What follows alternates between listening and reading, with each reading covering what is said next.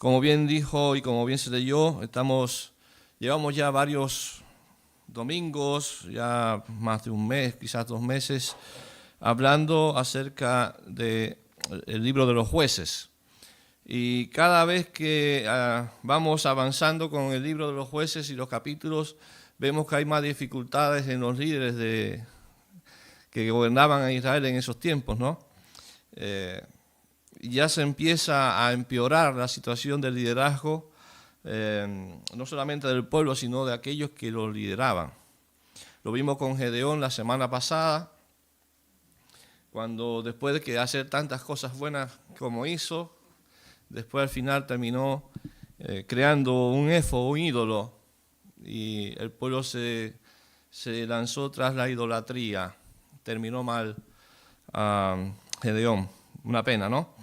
Pero, amados, vamos a seguir ahora con el capítulo 9, lo estuvimos leyendo, y es de vital importancia recordar el propósito de este libro, porque es un libro crudo, es un libro que usted se pone a leerlo y va a encontrar ciertas cosas que quizás no le van a dar a usted un ímpetu, muchas muertes, asesinatos, traiciones, etcétera, etcétera. Y todo ello nos lleva a un propósito. ¿Por qué el Señor permitió que este libro, que estas historias estuvieran en la Biblia, en la palabra de Dios, que es para nosotros? Ahora, es precisamente eso, que es un recordatorio, es una advertencia de lo que significa apostatar. Apostatar es dejar a Dios, es darle la espalda a Dios, es apartarse de Dios. Y eso trae consecuencias. Dejar a Dios, desobedecer en el aspecto práctico, pero lo principal que este libro nos relata es que de cierta manera, mira a un libertador perfecto. Todos estos jueces o libertadores eran imperfectos. Siempre tenían sus cosas y además lideraban por un tiempo solamente. El libro de Jueces apunta que nosotros necesitamos un libertador perfecto y que perdure para siempre. Y ese libertador perfecto es Jesucristo. A eso apunta el libro de los Jueces. Uno entonces que estaba ahí, hacía todo lo que hacía, luchaba por Israel, los liberaba, pero venía un tiempo de paz para el pueblo. De la misma manera, después el pueblo, después de ese tiempo de paz, se volvía otra vez y se apartaba del Señor, al morir ese juez, ¿no?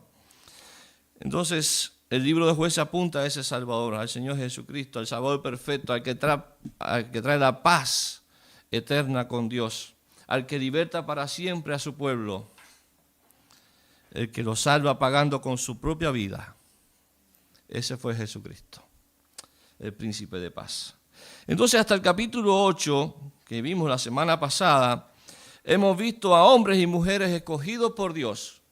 En este caso, una mujer, Débora, ¿verdad?, que junto a Barak fueron los jueces de un tiempo. Y ellos fueron escogidos por Dios, llamados por Dios para liberar a su pueblo de aquellos que los oprimían. Recuerden las naciones, los moabitas, los madianitas, etcétera, etcétera. Y ahí comenzaba entonces el ciclo famoso de los jueces que tanto se ha hablado y que yo tengo que recordar, y se ha visto de forma muy clara cómo el pueblo de Israel en desobediencia se une a las culturas y religiones de los pueblos paganos que habitaban allí las tierras de Canaán.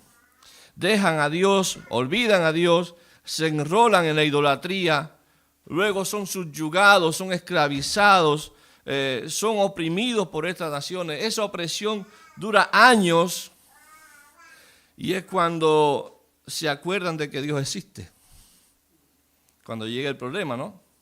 Ahí claman a Dios y dicen: Señor, ayúdanos, estamos siendo oprimidos, no tenemos que comer. El Dios misericordioso envía entonces un libertador, un juez, el cual derrota a los enemigos, trae paz temporal a Israel, y a la muerte del juez Israel comienza otra vez el ciclo. Vuelven, dice la palabra, vuelven a hacer lo malo ante los ojos de Jehová. Una de las cosas llamativas de este capítulo 9, a diferencia de lo que ya hemos dicho y que vamos a ver ahora, es que a diferencia de los otros jueces que son llamados por Dios para ser los libertadores, aquí hay uno que no es llamado. Nadie lo invitó, pero él se autoproclamó. No se le pide libertar al pueblo, se autoproclama rey y para lograr su objetivo usa la maldad, la astucia, no es bendecido con la guía del Espíritu como si fueron los otros. Para ello, amados, este hombre, para lograr su objetivo, este hombre hizo lo que quiso, no lo que Dios quiso. Quisiera dar alguna información sobre este personaje llamado Abimelec. Ya lo leímos ahí en los primeros pasajes. Y también sobre el lugar donde se produce este acontecimiento, Siquén. No se olvide esa palabra. Siquén es un pueblo. Todavía existe, aunque con otro nombre.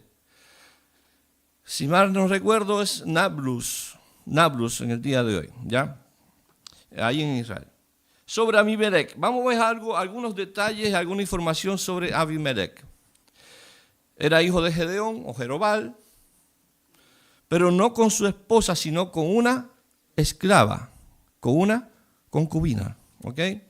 Abimelec, el nombre, tal vez ha traído alguna confusión a algunos comentaristas, ya que afirman que el nombre Abimelec no era tal, el nombre no se llamaba así como tal, sino que se relacionaba con un grado de liderazgo.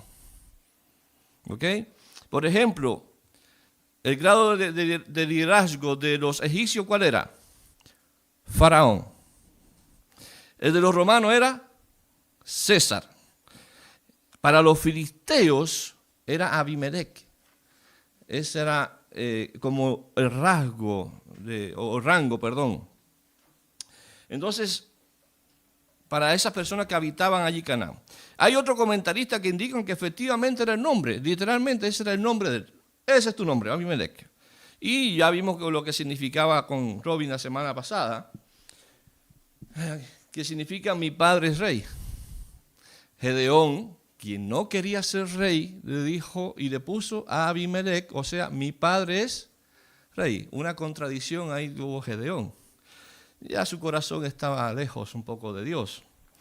En todo caso, entonces significa eso, mi padre es rey o padre de rey. Abimelec tenía 70 hermanos o medio hermanos. Ya lo dice ahí, se describe que eran hijos de Gedeón. Pero Abimelec, repito, era hijo de una concubina. Su mamá, concubina de Gedeón, era de la ciudad de Siquén. Siquén fue la primera capital de Israel. ¿Ok? Para que entiendan. Que es donde entonces se produce este acontecimiento. Ahí se produce, en esa zona. Y se lo voy a mostrar más adelante. Siquén es muy importante en la historia de Israel. Allí se produce por Abraham el primer altar dedicado a Dios. Porque cuando Abraham llegó a Canaán, a esa tierra, Dios le dijo, esta es la tierra que yo te voy a dar para ti y tu descendencia. Es allí donde le dice que esta es la tierra prometida. Otro dato allí es que allí fue llevado José, los huesos de José, y fueron allí sepultados, y todavía está allí la tumba de José. El hijo de Jacob, ¿verdad? José. Allí es donde Josué reúne a todas las tribus de Israel. ¿Recuerdan eso que en el capítulo 24 lo vimos? Y les dice la famosa frase, ¿ustedes a quién van a servir? Mi casa y yo serviremos al Señor. ¿Verdad? Es allí donde Josué levanta una piedra como testigo que Israel dijo que nunca dejaría a Jehová. Israel prometió a Josué que nunca dejaría a Jehová. Pero como dice el libro de los jueces, llegó una generación que no conoció, ¿verdad? A Jehová, que no conoció al Señor. Todos sabemos lo que pasó entonces con las generaciones posteriores a Josué. Se olvidaron de Dios una y otra vez. Y con estos pormenores entonces comencemos a navegar por este capítulo 9. Más o menos tienen ya una idea. El capítulo 8 termina diciendo que Israel, a la muerte de Gedeón, volvieron a prostituirse. Ahí lo puede ver en el versículo 33.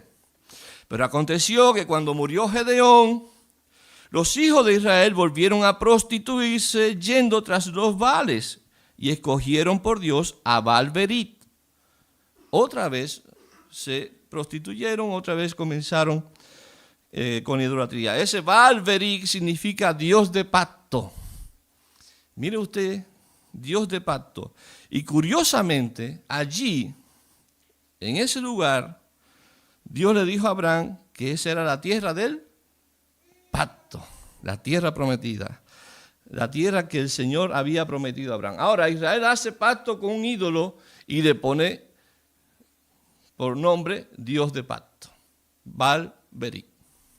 No se acordaron de Dios, que lo había librado de sus enemigos. No se mostraron agradecidos con la casa de Gedeón y su familia. ¿Qué pueblo más ingrato tenemos aquí? Primer punto de este mensaje, lo dividí en 4 puntos. El primero, la elección de un nuevo líder, versículo 1 al 6. Ya lo leímos, no lo voy a volver a leer.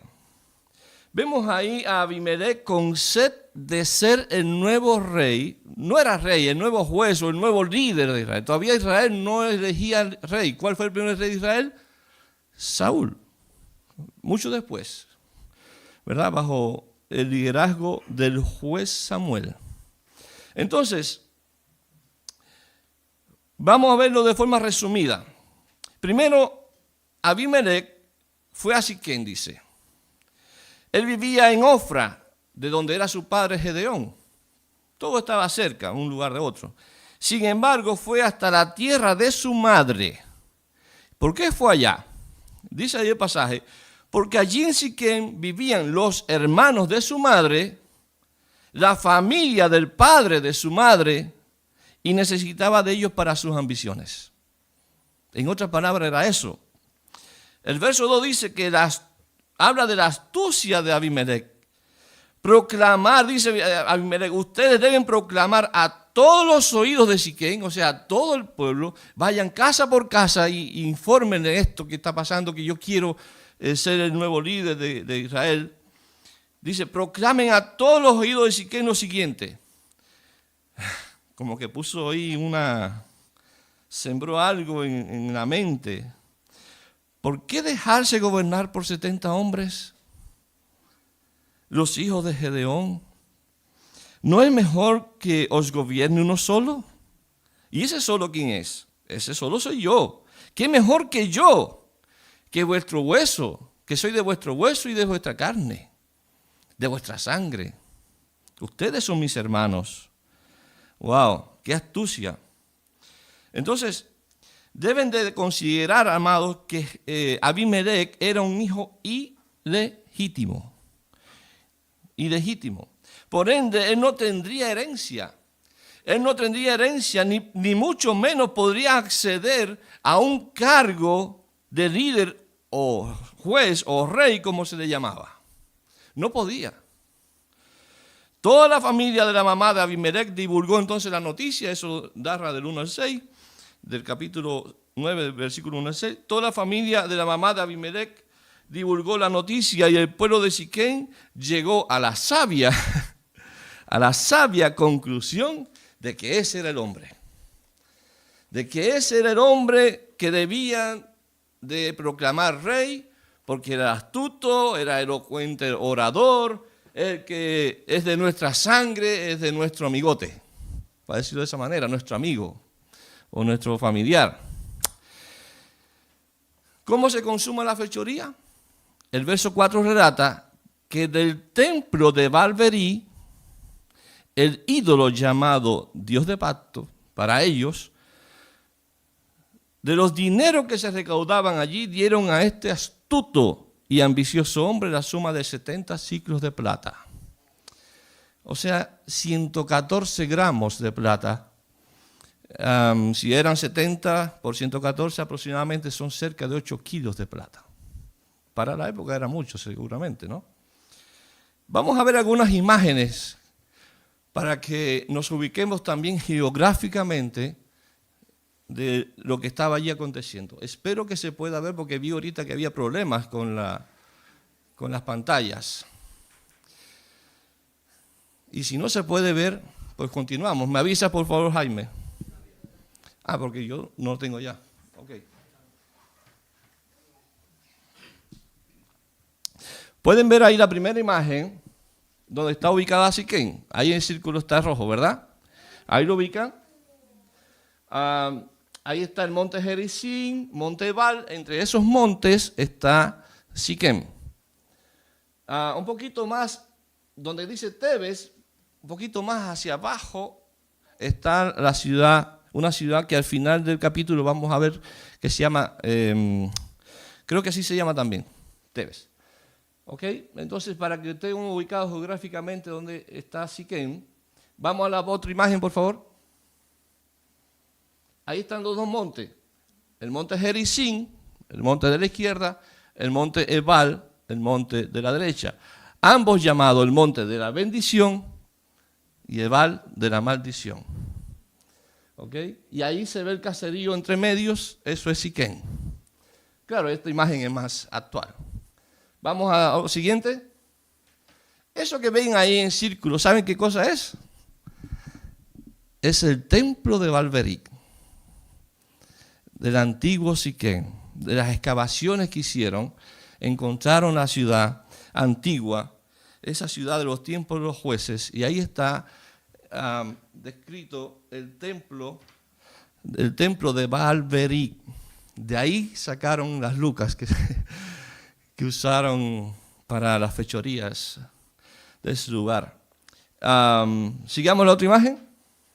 Ahí está ya mirado más de cerca el templo de Baal-Berith, algunas columnas, algunas cosas que se ven por ahí, no se distingue mucho, pero ese es el lugar donde se reunían. Ahí estaba la torre, ahí estaba cercado por fortaleza, etcétera, etcétera.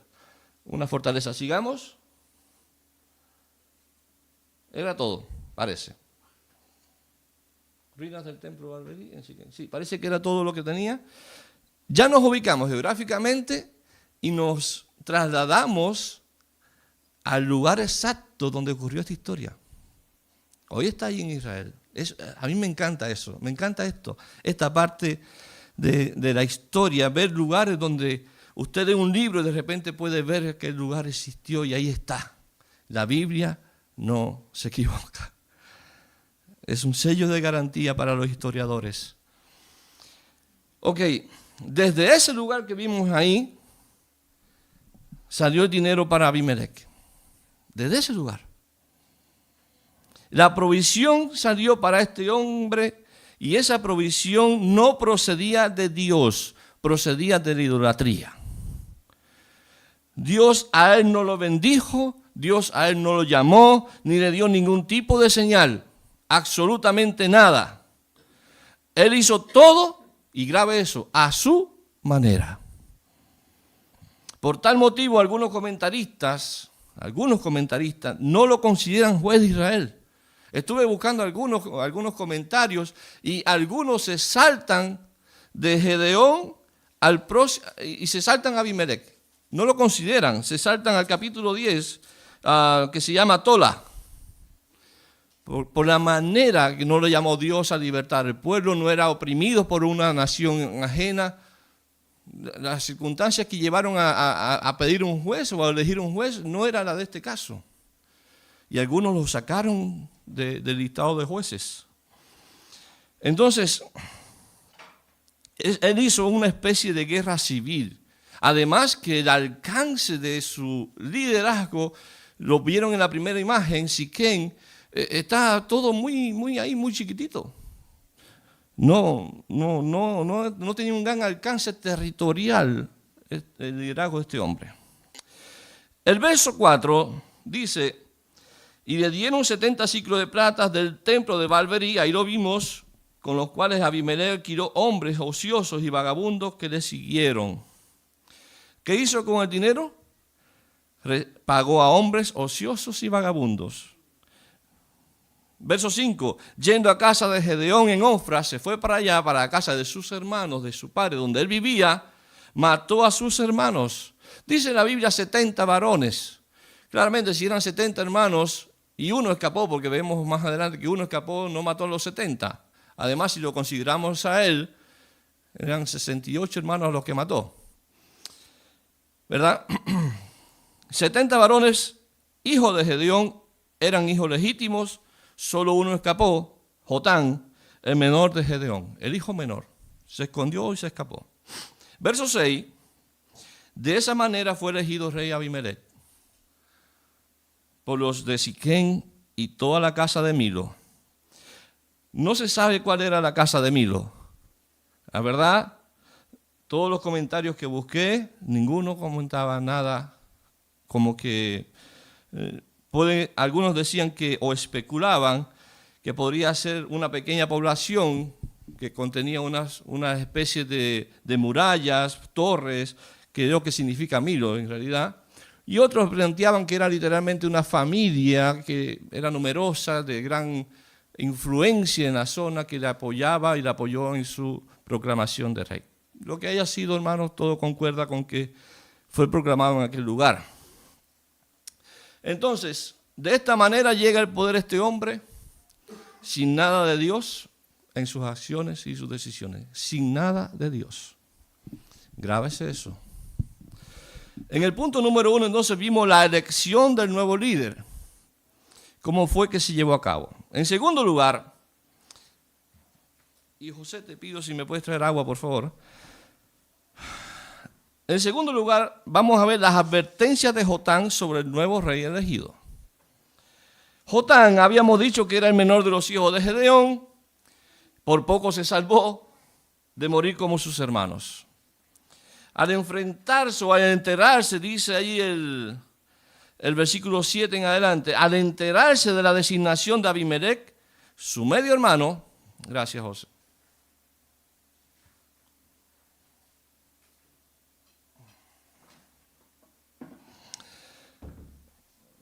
su medio hermano dice que se subió a la cumbre del monte Gerizim, ¿se acuerdan? De la izquierda, y habló a los hombres de Siquén.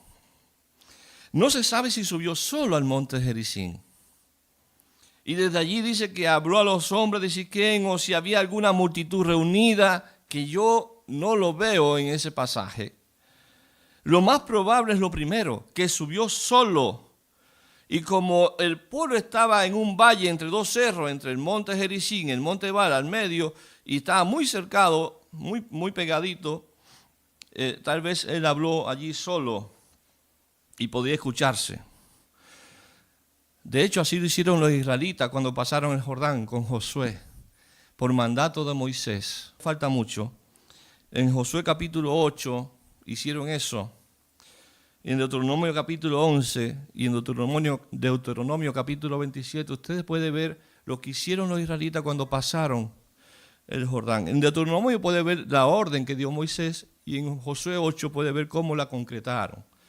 ¿Okay? En resumen, unas tribus se fueron para el monte Gerizim y otras tribus se fueron al monte Ebal. Los del monte Gerizim proclamaron la bendición de obedecer a Dios. Los del monte Ebal proclamaron la maldición de no obedecer a Dios. Por eso se llama los montes de la bendición, Gerizim, y de la maldición, Ebal. ¿Okay? En el fondo, eso hablan esos capítulos que no lo vamos a leer en este momento. Ok, entonces, allí se proclamó esto. Entonces Jotán, así ocurrió esto. Por eso no es tan loco pensar que allí subió el hijo de Gedeón solo y clamó allí, ya porque se escuchaba todo, ya que los de Siquén habían apoyado a Abimelech. Entonces, si habían apoyado a Abimelech y él estaba proclamando eso, imposible que estuvieran los de Siquén allí. Jotán le dice una especie de parábola. Lo van a ver ahí más adelante, cuando a partir del versículo 8 habla de unos árboles. Es una especie de parábola y usa la analogía de los árboles. Se menciona al olivo, a la higuera, se menciona a la vid. Eran árboles que daban vida a la economía y al sustento de Israel como tal. De eso vivían. Sin embargo, esos árboles frutales, o tan especiales, se dejaron gobernar por nada más y nada menos que una zarza. Una cosita así pequeña, llena de espinas, que no da fruto. Buena para quemarse nomás. Buena para quemarse. No producía nada. Muchas veces cuando se quemaban las zarzas, llegaba el fuego hasta los demás árboles. Por eso quizás la analogía de que usó Jotán allí sobre la zarza y el fuego que habla Jotán en ese pasaje. Entonces, entender que ellos habían elegido a una zarza que no da sombra ni fruto, esa zarza era Abimelec, quien les haría cenizas a ellos, los haría cenizas, quien sería una espina para Israel, que traería dolor y sufrimiento al pueblo de Siquén. El versículo 15 dice: si no salga fuego de la zarza, o sea, de Abimelec, y devore a los cedros del Líbano, a los árboles buenos, a los árboles productivos, etcétera, etcétera. Desde el monte Gerizim, llamado también como el monte de la bendición, este hombre, este hijo de Gedeón, Jotán, proclamó una maldición. Así de al revés estaba el mundo de Abimelec. Él tuvo que proclamar no una bendición para la obediencia, sino una maldición para aquel pueblo que siguió un hombre que no honró a Dios. Ahora Jotán entonces proclamó una maldición para Siquén por haber elegido a Abimelec como rey o como juez o como su líder. Jotán proclamó esta maldición porque los de Siquén no consideraron el sacrificio de Gedeón por ellos, su padre, la lucha contra los de Madián o madianitas. Se olvidaron de qué ha hecho y ahora, en vez de reconocerlo y de elegir a uno de sus hijos legítimos, ¿qué es lo que hacen? Eligen a uno que era ilegítimo y más encima los acompañan a matar a sus hijos. Este hijo legítimo, todo porque era su hermano, hijo de mamá, que es mi hermana o mi familia, como dicen los versos 17 y 18, que así lo detalla.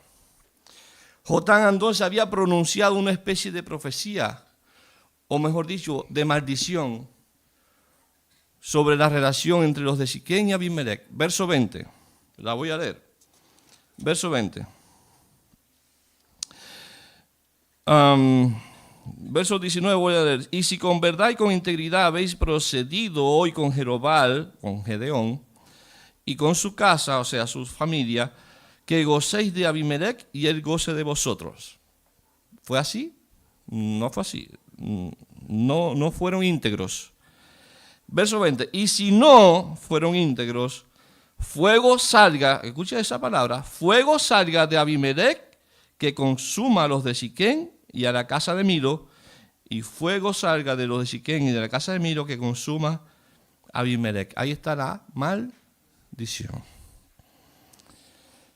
pronunciada desde el monte de la bendición. Qué terrible, ¿no?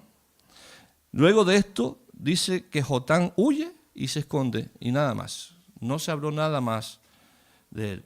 Tercer punto. Hasta aquí parecía que Dios estaba ajeno a todo.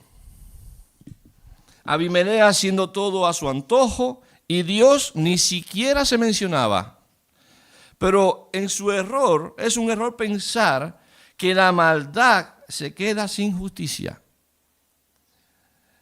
Hace mucho tiempo que usted se pone a pensar en tantas cosas que aparentemente quedan sin justicia. Pero obviamente no es así. La justicia de Dios en algún momento va a llegar. Habían pasado 3 años, dice el texto bíblico, que Abimelec estuvo a cargo de Israel, como líder de Israel, y es allí cuando Dios actúa en contra de Abimelec y de Siquén. Versos 23 y 24. Dice, y envió Dios un mal espíritu entre Abimelec y los hombres de Siquén, y los de Siquén se levantaron contra Abimelec, para que la violencia hecha a los 70 hijos de Jerobal o Gedeón y la sangre de ellos recayera sobre Abimelec, su hermano que los mató, y sobre los hombres de Siquén que fortalecieron las manos de él, o sea, de Abimelech, para matar a sus hermanos. Esto dijo Dios. Yo voy a hacer justicia por Gedeón, su familia, sus hijos. Esto no se va a quedar así. Es llamativo este pasaje, cómo es que Dios comienza a actuar, hermanos, en contra de Abimelech. Y vemos la manera y el por qué lo hizo. ¿Cómo lo hizo? Dice que envió Dios un mal espíritu. ¿Puede Dios enviar un mal espíritu? ¿Hay algo malo en Dios? No nos confundamos, ¿no? Tengo que ser sincero y decir que no sé el significado de este mal espíritu. Pero hay un comentarista que decía que Dios trató con el diablo, pensando en Job, para que con sus maldades provocara este mal espíritu. Y eso yo lo descarto por completo. Lo que yo pienso de manera personal, como teólogo personal, es que Dios intervino directamente. Y según dice otra versión, Dios puso, no un mal espíritu, Dios puso un espíritu de discordia entre Abimelech y el pueblo de Siquén. ¿Cómo lo hizo? Simplemente como Dios sabe hacerlo. Cosas que muchas veces no entendemos. Recordemos la batalla de Gedeón contra los miles de madianitas, contra los 300 de Gedeón. ¿Recuerdan que lo vimos? ¿Qué pasó allí? Dios provocó tanta confusión en los enemigos, en los madianitas, que entre ellos mismos, ¿qué pasó? Se mataron. Creo que lo mismo ocurrió aquí. Empezaron a odiarse entre aquellos que habían apoyado a Abimelech y viceversa. Abimelech empezó a odiar y a rechazar a los de Siquén. Lo segundo es por qué lo hizo. Primero, cómo lo hizo. Segundo, por qué lo hizo. El versículo 24 es claro en cuanto a ello. Dice que por la violencia hecha con los hijos de Gedeón, por dar muerte a los casi 70 hermanos, un hermano matando a sus hermanos. ¡Qué desastre! Dios no perdonó la maldad de Abimelech y de Siquén, el pueblo de la familia de su madre. Y desde los versos 25 en adelante, es muy largo este episodio, hermanos.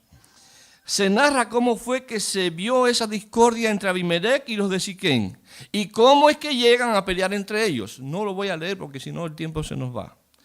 Lo que se ve allí es un tal Gal, una persona, un personaje nuevo, que no se sabe si es de Israel o es cananeo, que este era un bravucón que se levantó contra Abimelech y fue a los de Siquén y los convenció de que él podría luchar contra Abimelech.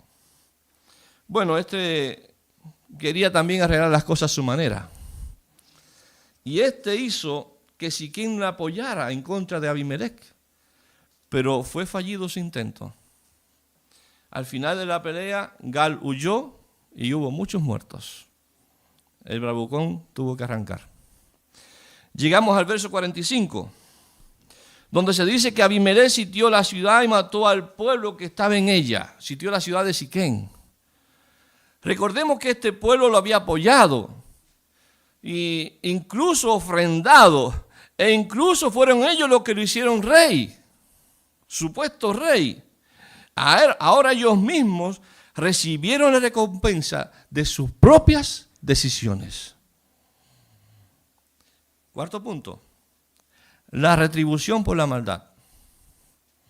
Verso 46 al 57 recorre las últimas aventuras de este malhechor llamado Abimelech, usurpador. Los del pueblo de Siquén que quedaron, varios de ellos dicen que se ocultaron en la fortaleza del templo. Estoy ya en el versículo 46 a 57, ¿ya? Dice que allí buscaban refugio. ¿Dónde buscaban refugio? Esperaban que su ídolo, Baal-Berith, el Dios de pacto o de su pacto lo salvara de la mano de Abimelech. Pero no fue así.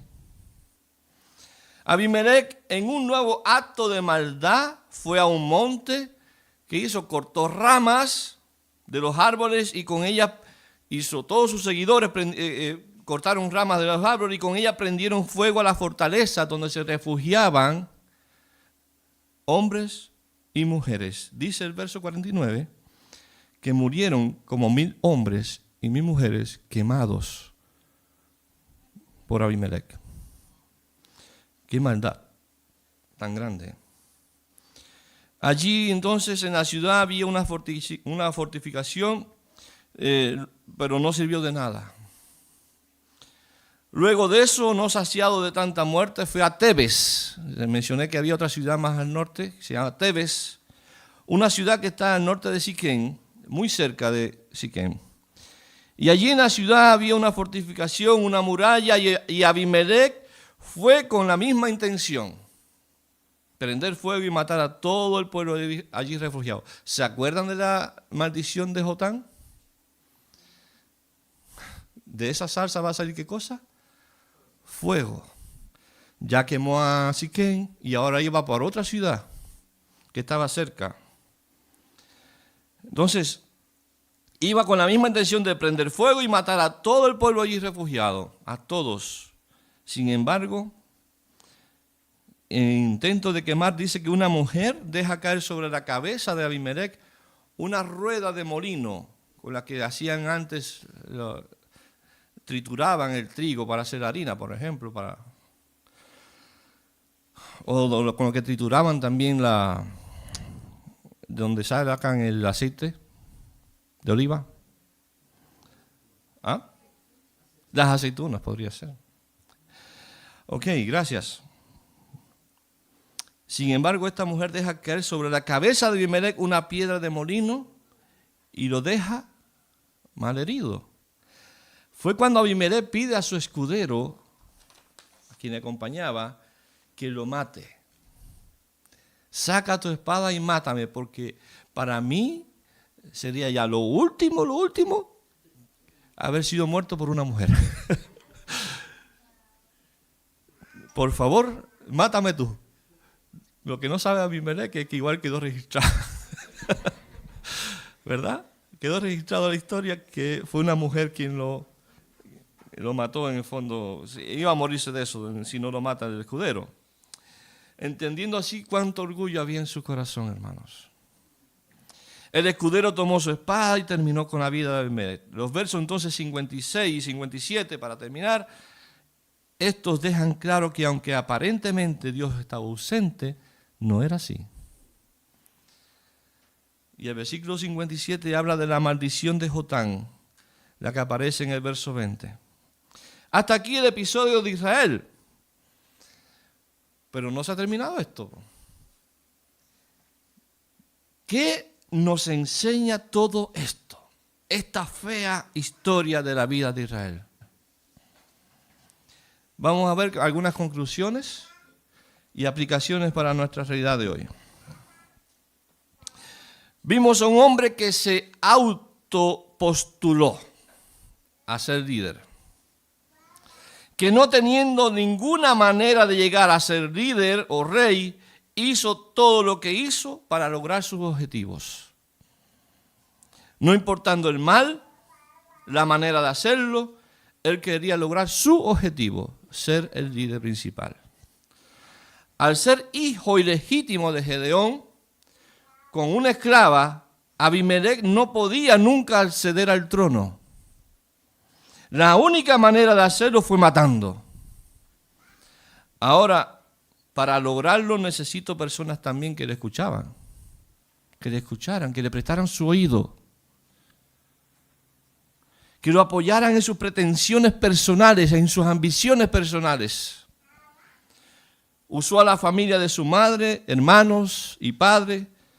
Recibió además dinero procedente de la adoración de un ídolo del pueblo. Pagó con ello a personas ociosas y mató a todos sus hermanos. Qué linda manera de llegar al poder. Dios nos libre.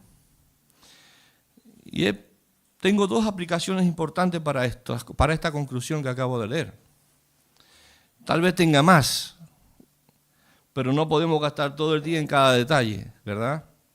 Espero que Dios le dé sabiduría también a usted para extraer de esto cómo aplicarlo a su vida personal. Tengo dos aplicaciones principales de esto que acabo de leer, de esta conclusión. Primera aplicación enfocada a la iglesia. Por ningún motivo, iglesia, por ningún motivo, la iglesia debe elegir un líder de rango que sea, basado en pretensiones personales. Y aún menos si este es familiar de alguien de dentro de la iglesia. La iglesia debe elegir a sus líderes bajo un proceso de evaluación, de testimonio de la vida personal de ese individuo. Pero sobre todo debe hacerlo en oración y ruego al Señor. No a la manera Abimelech, que no fue llamado, no fue contactado por Dios ni en sueños ni nada, y él quiso hacerlo. No. En oración y ruego. Se debe buscar siempre la voluntad de Dios y entre todos los miembros elegir la persona o las personas que les van a guiar espiritualmente. Nunca actúe con nepotismo, con N, con nepotismo. ¿Qué cosa es nepotismo?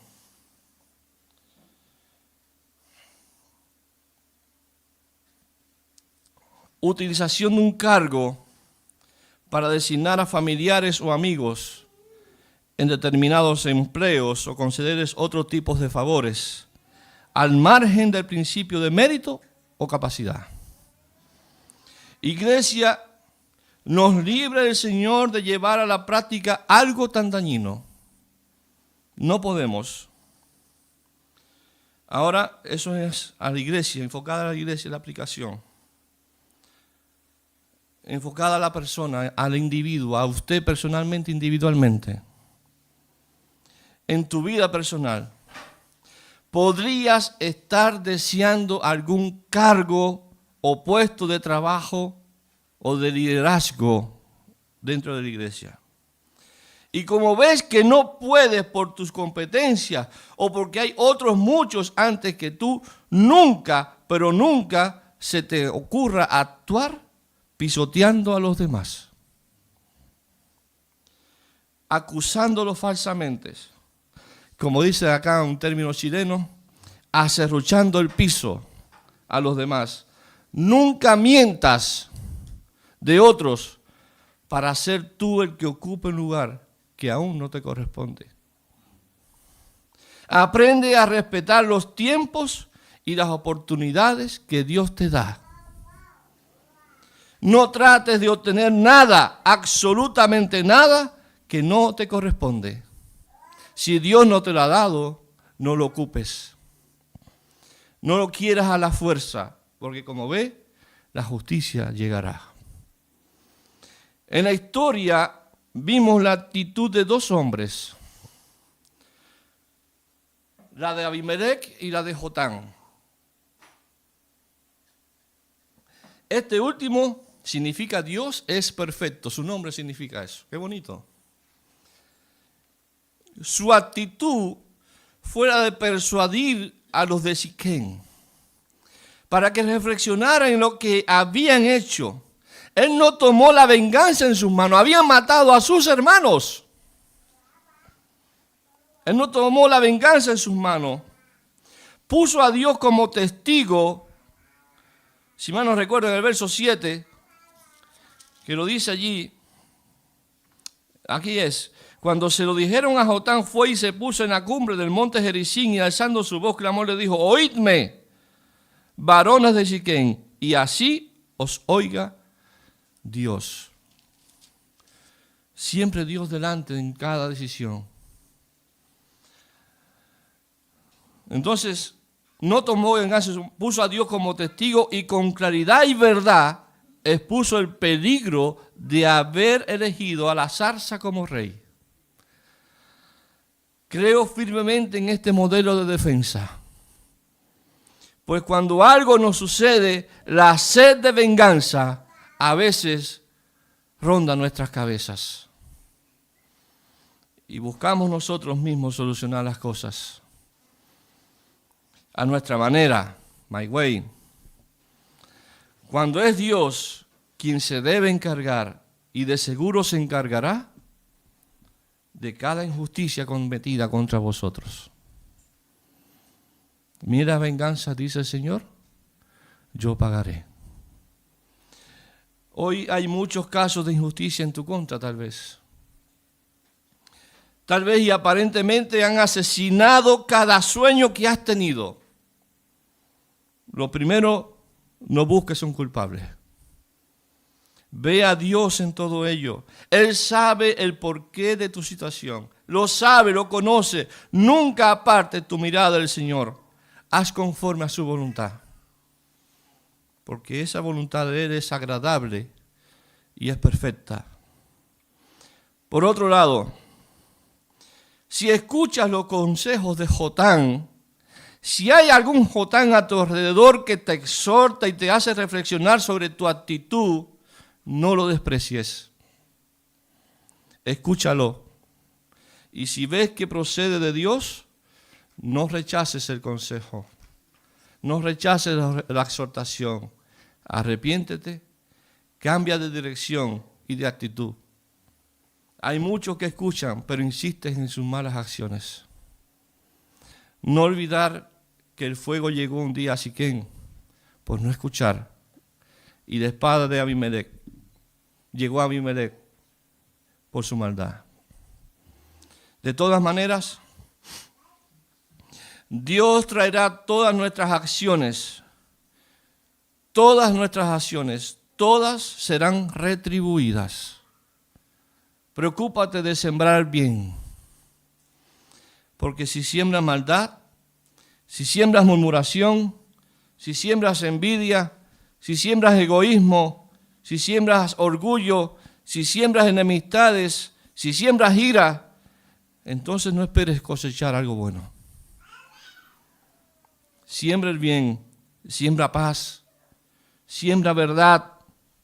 El pasaje bíblico nos recuerda esto. Todo lo que el hombre sembrare, eso segará. Te recuerdo entonces que Dios está al tanto de lo que estás sembrando. Él no está ajeno a tu vida. Por último, o casi último, ten cuidado donde te refugias. Los de Siquén se fueron a refugiar a la torre del templo de Baal-Berí, su ídolo. ¿Dónde están tus esperanzas? ¿Dónde estás puesta tu esperanza? ¿Dónde te estás refugiando en medio de las pruebas y de las adversidades? ¿A quién estás acudiendo? Ten cuidado a quién te acercas, pues en vez de refugio podrías encontrar fuego. Hay un salmo precioso que dice: el que habita al abrigo del Altísimo morará bajo la sombra del Omnipotente. Diré yo a Jehová, esperanza mía y castillo mío, mi Dios, en quien, porque no da sombra. Refúgiate bajo la sombra de un cedro, bajo las ramas verdes, bajo esos árboles que dan buen fruto. Sé sabio en tu actuar. Hay un proverbio popular que dice: el que a buen árbol se arrima, buena sombra le cobija. Así es, mi hermano. Dios es un árbol suficiente para que su sombra nos cubra a todos. Pero también hay arbolitos, hijos de Dios, que al acercarse a ellos te guiarán siempre al buen árbol, al que da frutos. Por último, recuerda que todo lo malo procede del pecado que mora en nosotros. Sé sabio, porque el pecado tratará de esclavizarte nuevamente, de desviarte nuevamente de la voluntad de Dios. El pecado te hará actuar bajo tus propios méritos, que de hecho no los merecemos. Tratará de conducirte al mal, alejarte de Dios. Abimelech ni siquiera estuvo cerca de Dios. Su corazón se llenó de orgullo. Entrega todo, hermano, todo, absolutamente toda tu vida al Señor, para que te enseñe a depender de sus fuerzas, para que tu orgullo no florezca y crezca en ti la humildad de espíritu, de esa que nos enseñó el Señor Jesucristo, quien siendo en forma de Dios, no escatimó el ser igual a Dios, sino que se despojó a sí mismo, siendo obediente hasta la muerte, y muerte de cruz. Esa muerte fue precisamente por ti, por tu maldad, para librarte de tu orgullo, para que no digas, yo y la fuerza de mi mano me han dado todo esto, por tanto merezco el cielo. No es así. No es así. Tú y yo no merecemos absolutamente nada. Las mejores obras que puedes hacer son insuficientes para alcanzar el cielo. Pero su gracia y su misericordia son tan abundantes que aunque estamos muertos en pecado, Él nos dio vida en Cristo Jesús. El Señor pagó por toda nuestra maldad, por toda nuestra maldad. Todo el que en Él cree es salvo. Pregunto ahora, ¿cómo conducirás tu vida cristiana? ¿Serás un ambicioso como Abimelec o serás un prudente como Jotán? Escudriña tu camino y ve de qué manera estás actuando hoy. Aunque vengas a la iglesia, si sabes que algo haces mal, arrepiéntete, da pasos de verdadero arrepentimiento. Tal vez hoy estés luchando con algún pecado, con algo que en tu corazón que no alcanzas a sacar. Entrégalo a Cristo y saldrá. Él te ayudará a llevar tu carga y te conducirá como buen pastor por un camino de paz y de bien. Termino con la pregunta del título del mensaje que no lo dije. ¿Quién ocupa hoy el trono de tu vida? Gracias Dios por Jesucristo, nuestro Salvador, nuestro verdadero libertador, nuestro verdadero Rey. Que Dios nos bendiga, amados.